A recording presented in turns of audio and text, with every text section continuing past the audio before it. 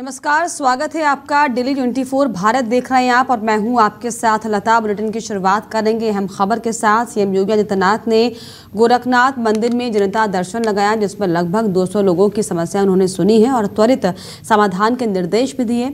इसके अलावा इलाज के लिए आर्थिक मदद और आयुष्मान कार्ड पर जोर दिया।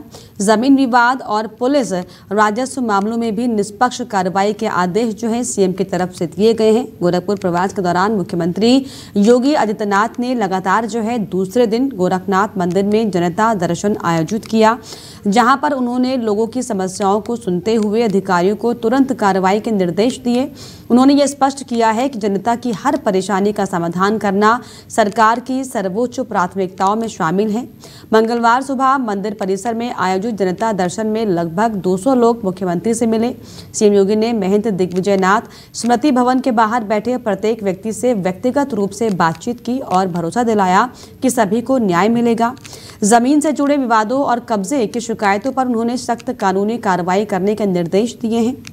इसके अलावा जनता दर्शन में कई लोग गंभीर बीमारियों के इलाज के लिए आर्थिक सहायता मांगने भी पहुंचे, जिनमें अधिकांश महिलाएं थीं।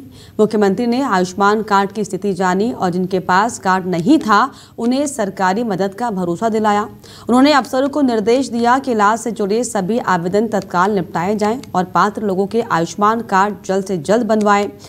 राजस्व और पुलिस मामलों में सीएम योगी ने अधिकारियों को पूरी पारदर्शिता के साथ निष्पक्ष कार्रवाई करने की भी सलाह दी है। उन्होंने कहा कि किसी भी पीड़ित के साथ अन्याय ना हो और हर मामले का समाधान संवेदनशीलता के साथ किया जाए। जनता दर्शन में आए बच्चों को मुख्यमंत्री ने चॉकलेट देकर दुलारा और उन्हें मेहनत से पढ़ने के लिए भी प्रेरित किया है। बड़ी जानकारी आपको बताएं, टीएमसी नेता फ्रांसिस एक्का के दार्जिलिंग बंगले से जो है बड़ी बरामदगी हुई है। घर से मिला है कैलिफोर्नियम। 1 ग्राम की कीमत जो है करीब 17 करोड़ बताई जा रही है। ये बड़ी और अहम जानकारी। परमाणु प्लांट में इस्तेमाल होने वाला यह अत्यंत खतरनाक रेडियो एक्टिव केमिकल है। आपको बता दें, डीआरडीओ के कई गुप्त दस्तावेज भी बरामद हुए हैं। 2015 से जो है सेना इसकी तलाश कर रही थी। तो ये बड़ी और अहम जानकारी जो है पुलिस के हाथ लगी है। दरअसल खुफिया एजेंसी लगातार जो है इस पर काम कर रही थी। टीएमसी नेता फ्रांसिस एक्का के दार्जिलिंग बंगले से जो है बड़ी बरामदगी हुई है। घर से कैलिफोर्नियम 1 ग्राम की कीमत जो है 17 करोड़ है, ये बरामद हुआ है। परमाणु प्लांट में इस्तेमाल होने वाले अत्यंत खतरनाक रेडियो एक्टिव केमिकल्स ये हैं, जिसको डीआरडीओ के कई गुप्त दस्तावेज भी जो है बरामद हुए हैं। तो ये बड़ी जानकारी। बता दें 2015 से ही जो है सेना इसकी तलाश कर रही थी।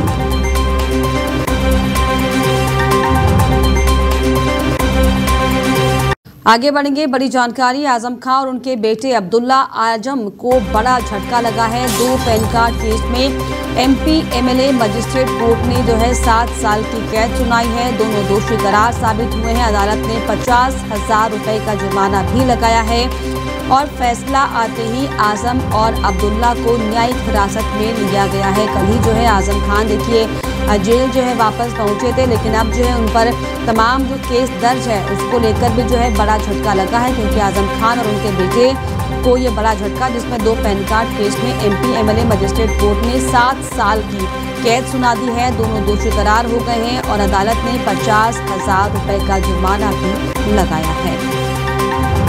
एक और बड़ी जानकारी लखनऊ से, जहां पर कोडीन सिरप के नशे का नेटवर्क जो है छोटे शहरों तक फैला है। ये बड़ी जानकारी। सप्लाई रूट महानगरों से होकर नेपाल बांग्लादेश तक सक्रिय हो गया है। एफएसडीए ने चंदौली, भदोही, मिर्जापुर समेत कई जिलों में जो है सख्ती निगरानी बढ़ा दी है। दिल्ली, राजस्थान और हरियाणा से आने वाले सप्लाई पर सख्त नजर बनाई जा रही है। यूपी में 130 दुकानों की जांच, 120 नमूने जो है लिए गए हैं। 44 दुकानों पर कोडिन सिरप की बिक्री पर रोक लग गई है।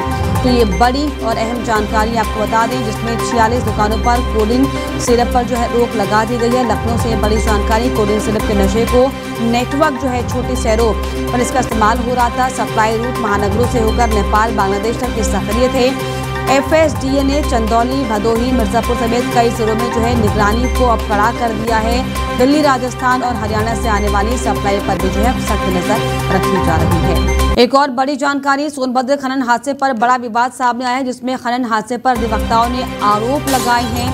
खदान में मानकों के विपरीत हो रहा था, गहरा अवैध खनन, ये आरोप लगे हैं। हादसे को प्रशासनिक लापरवाही का नतीजा बताया। इसके अलावा डीएम के कोर्ट में दिए हलफनामे पर गंभीर सवाल उठे हैं। खदान में मानकों के विपरीत जो है दरअसल गहरा अवैध खनन हो रहा था, इसके आरोप लगे हैं। हादसे को प्रशासनिक लापरवाही का नतीजा बनाया गया है। ये बड़ी जानकारी आपको बता दें। डीएम के कोर्ट में दिए हलफनामे पर अब गंभीर सवाल उठ रहे हैं। हलफनामे में खनन को दरअसल बताया गया था नियमों के अनुरूप और वास्तविकता निकली उल्टी, और इसीलिए दरअसल ये बड़ी और अहम जानकारी आपके लिए, जिसमें खनन हादसे पर मंत्री अनिल राजभर का भी बड़ा बयान सामने आया है।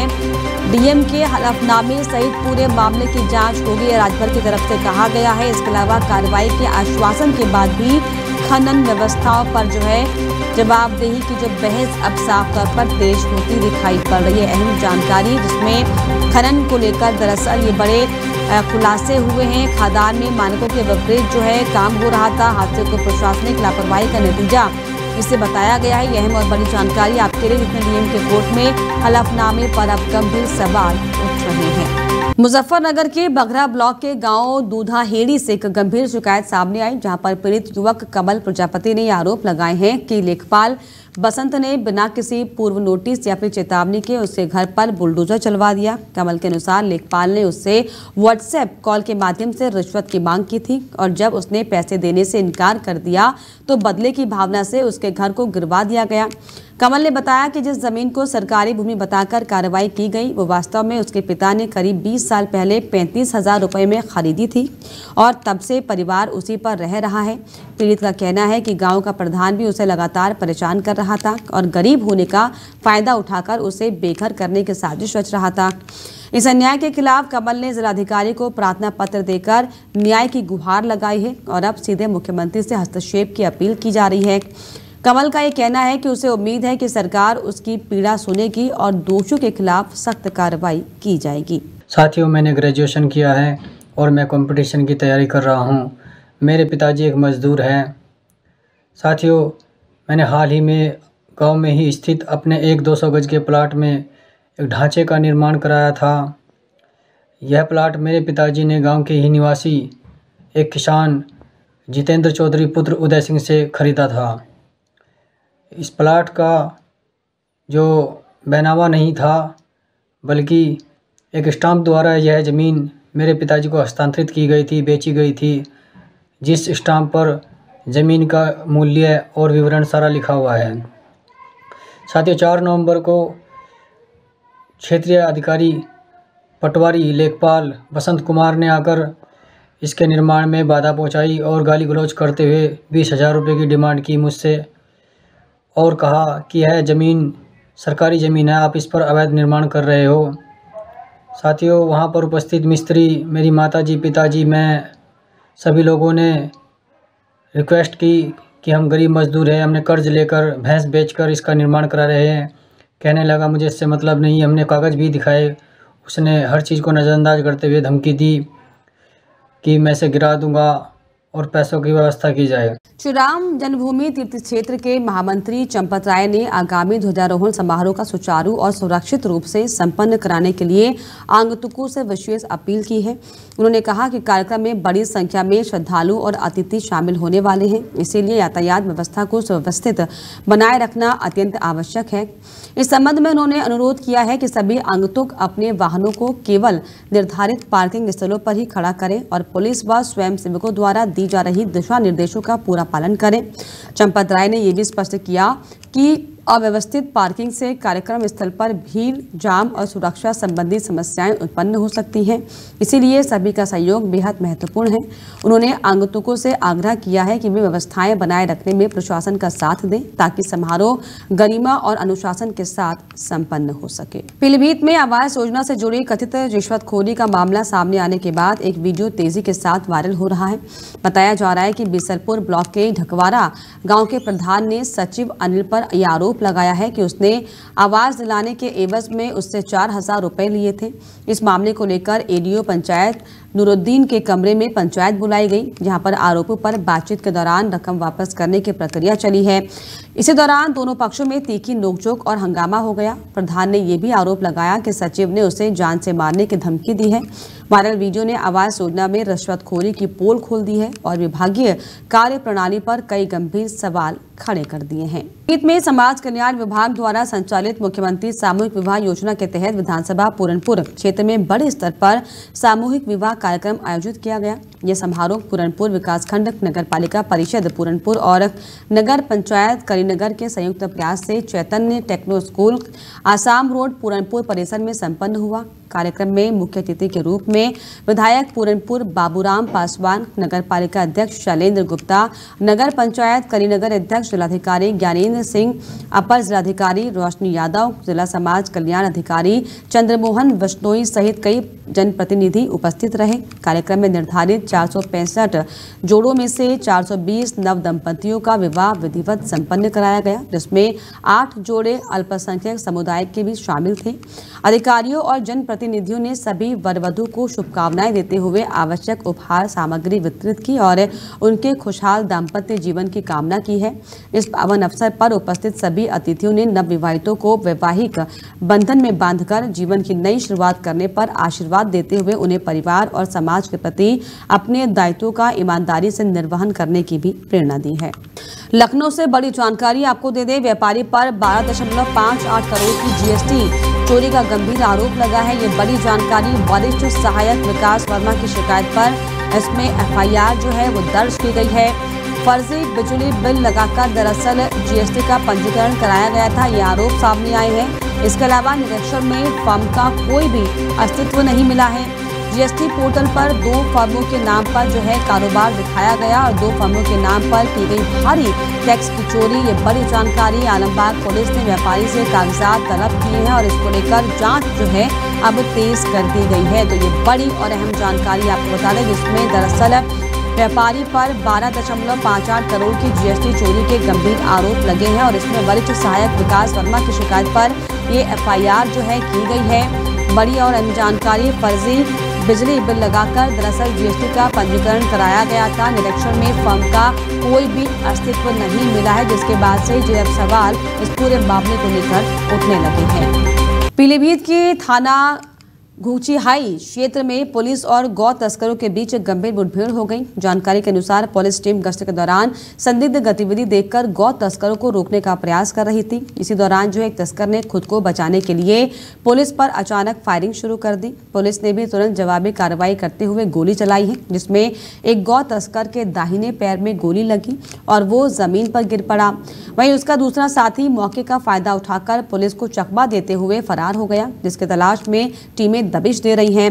घायल तस्कर को पुलिस ने पकड़कर उपचार के लिए अस्पताल में भर्ती कराया है, जहां पर उसकी हालत स्थिर बताई जा रही है। वहीं मुठभेड़ की सूचना के बाद इलाके में सुरक्षा व्यवस्था को बढ़ा दिया गया है और पुलिस गौ तस्करी गिरोह के नेटवर्क की जांच कर रही है।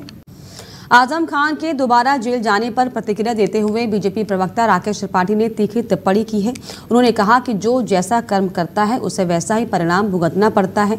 उनके अनुसार समाजवादी पार्टी के नेताओं ने सत्ता में रहते हुए कानून को अपने हिसाब से तोड़ा और मोड़ा है। अधिकारों का दुरुपयोग किया गया और कई लोगों के साथ अन्याय और अत्याचार किए गए हैं और अब जब उनके कार्यों का हिसाब लिया जा रहा है तो इसे न्याय की प्रक्रिया का स्वाभाविक हिस्सा बताया जा रहा है।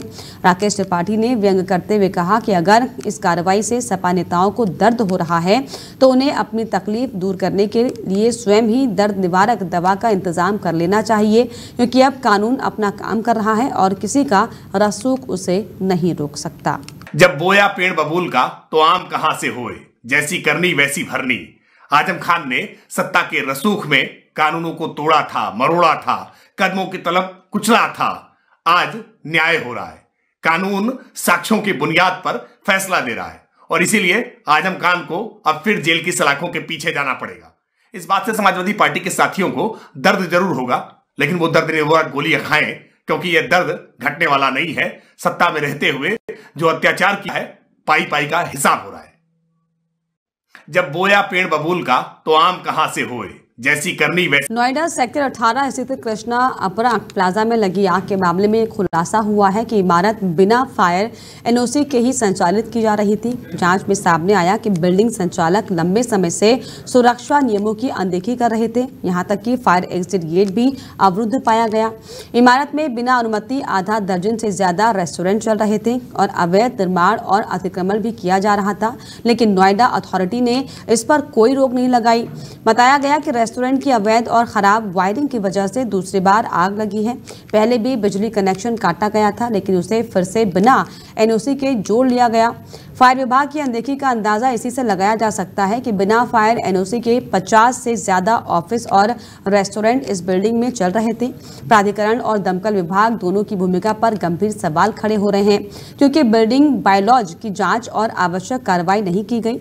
इसी साल मार्च में भी यहां पर आग लगी थी, जिसमें कई लोगों को जान बचाने के लिए बिल्डिंग से छलांग लगानी पड़ती थी और कई लोग घायल हुए थे। फिर भी इमारत पर कोई सख्त कार्रवाई नहीं की गई। बिजनौर पुलिस ने एक सनसनीखेज हत्या मामले का खुलासा करते हुए बताया कि जिस युवक की मौत हुई थी उसकी हत्या किसी और ने नहीं बल्कि उसके अपने पिता ने की।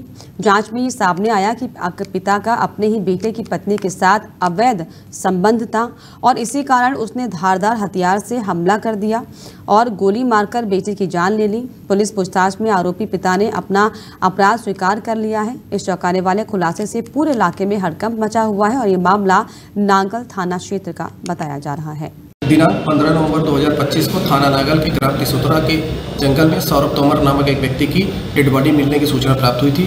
सूचना प्राप्त होने पर स्थानीय पुलिस बल द्वारा तत्काल मौके पर पहुंचकर मृतक व्यक्ति की डेड बॉडी को पोस्टमार्टम के लिए मोर्चरी भिजवा दिया गया था और यह अवगत कराना है कि इस मृतक व्यक्ति के पिता के द्वारा उस समय यह बताया गया कि उसकी मृत्यु संभवतः किसी जंगली जानवर के काटने से हुई है। इस संबंध में पिता के द्वारा ही 14 नवंबर 2025 को थाना नागल पर एक गुमशुदगी भी दर्ज कराई गई थी। पोस्टमार्टम रिपोर्ट में यह तथ्य निकल कर आया कि मृतक सौरभ की मृत्यु का कारण धारदार हथियार से गला काट करके होना बताया गया है। इस सूचना पर स्थानीय पुलिस बल ने तुरंत गहन जांच पड़ताल की तो यह तथ्य प्रकाश में आया कि मृतक सौरभ की हत्या उसके पिता सुभाष तोमर के द्वारा ही की गई थी। हत्या का कारण यह था कि उस मृतक के पिता सुभाष तोमर का अपनी बहू के साथ अवैध संबंध था, जिस आपत्तिजनक स्थिति में उसके बेटे द्वारा देख लिया गया था। इसी बात से नाराज होकर के पिता के द्वारा अपने पुत्र की हत्या खेत पर की गई थी। अभियुक्त को गिरफ्तार कर लिया गया है, उसे न्यायिक परीक्षा में जेल भेजा जा रहा है। अभियुक्त की निशानदेही पर ही आला कत्ल को बरामद कर लिया गया है। मुकदमा सुसंगत धाराओं में पंजीकृत कर लिया। संभल में समाजवादी पार्टी के जिलाध्यक्ष असगर अली अंसारी ने आजम खान और उसके बेटे अब्दुल्ला आजम को 2 पैन कार्ड मामले में दोषी ठहराए जाने पर सरकार की कड़ी आलोचना की है और इसे राजनीतिक प्रताड़ना करार दिया। बहजोई कलेक्ट्रेट सभागार में अधिकारियों के साथ बैठक में शामिल होने के बाद मीडिया से बातचीत करते हुए उन्होंने आरोप लगाया कि सरकार जानबूझकर आजम खान और उसके परिवार को निशाना बना रही है। उनके अनुसार सरकार के दबाव में बेबुनियाद मुकदमे दर्ज करवाए जा रहे हैं ताकि आजम खान को फिर से जेल भेजा जा सके। उन्होंने ये भी दावा किया कि पहले शासन इस तरह प्रतिशोध की राजनीति नहीं करता था, लेकिन अब बकरी चोरी, मुर्गी चोरी और अंडा चोरी जैसे तुच्छ और झूठे मामलों के जरिए आजम खान को फंसाने की कोशिश की जा रही है। देखिए, ऐसा है, 2 पैन कार्ड वाला मामला जो चल रहा था उसमें आज जो रामपुर कोर्ट ने सज़ा सुनाई है, लेकिन इस मामले की ज़्यादा जानकारी मुझे इसलिए नहीं है क्योंकि आज हम लोग जो BLA को लेकर के, BLO को लेकर के और बूथ को लेकर के एक DM साहब के द्वारा मीटिंग बुलाई गई थी, इसलिए हम वहाँ पर थे। लेकिन ये कहना क्या है, क्योंकि सरकार लगातार आजम खान साहब का उत्पीड़न कर रही है और फर्जी मुकदमे लगा करके बकरी चोरी, मुर्गी चोरी, अंडा चोरी, क्या मतलब है यार इन बातों का। पहले राजनीति ऐसी होती थी, आज उनको लगातार उत्पीड़न किया जा रहा है, उनका लगातार सजाएं। आज तो भाई क्या कह सकते हैं इस वाले मामले को लेकर के।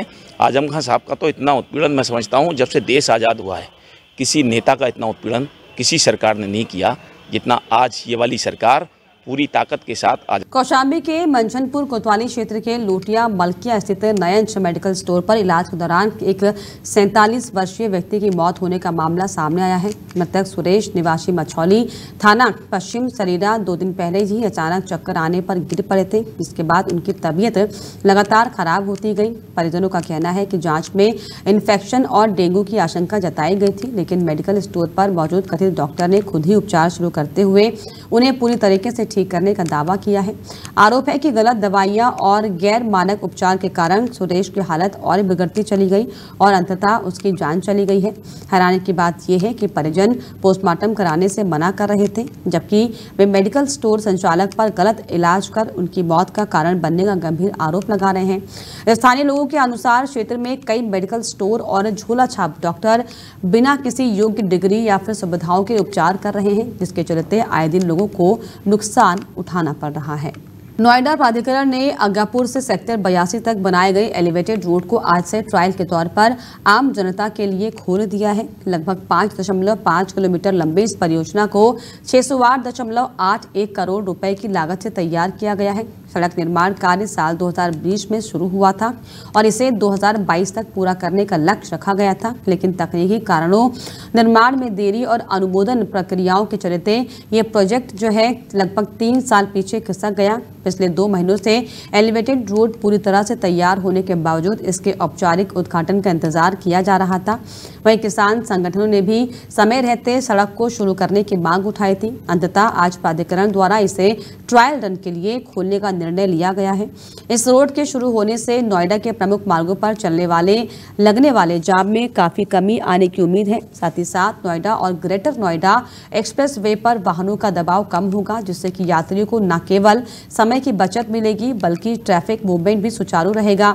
ये एलिवेटेड रोड लंबे समय से स्थानीय लोगों और रोजाना सफर करने वाले यात्रियों की बड़ी जरूरत बन चुका था, जिसे अब ट्रायल के तौर पर शुरू किया गया है। तो फायदा मिलेगा इसमें पूरे नोएडा को फायदा मिला, सारे गाँवों को फायदा मिला और सभी पीड़ित थे इससे कि बहुत दिन हो गए, 5-6 साल हो गए। काम होना था 24 महीने में और इसमें लगा दी 6 साल। तो इसी आज हम भी बहुत खुश हैं कि ये चालू हो रहा है, इससे बहुत पीड़ित थे। देखो, मैं नोएडा में महानगर अध्यक्ष भारतीय किसान यूनियन भानु और मेरा निवास है ये गांव आगापुर, जहां हम लोग आज खड़े हैं। आगापुर गांव से इसको यहाँ से शुरुआत किया है और इससे हम लोग पूरी जनता जो बहुत परेशान थी आज बहुत खुश होंगे। इसे चलने से हम लोग खुश हैं और यहाँ पे जो हम लोगों ने कई बार सक्षम अधिकारियों से इसके बारे में बात करी, बार बार हम लोग प्रयास किया इसमें। आज वो समय आज के दिन आ गया है इसका। नोएडा प्राधिकरण और पुलिस प्रशासन इसको आज चालू कर रहे हैं। उसके लिए बहुत जनता और हम लोग सब गांववासी बहुत खुश रहेंगे, क्योंकि हमारा गांव में इससे प्रभावित बहुत लोग, गांव क्या पूरा शहर इससे प्रभावित चल रहा। जो यहाँ पर धूल मिट्टी का कार्य हो रहा था वो आज समाप्त हो जाएगा। मैं भी यही चाहता हूँ कि चालू आज हो जाए तो बड़ी अच्छी खुशी की बात है। और इसी के साथ इस बुलेटिन में फिलहाल इतना ही। देश और दुनिया की तमाम खबरों के लिए आप देखते रहिए डेली 24 भारत। नमस्कार।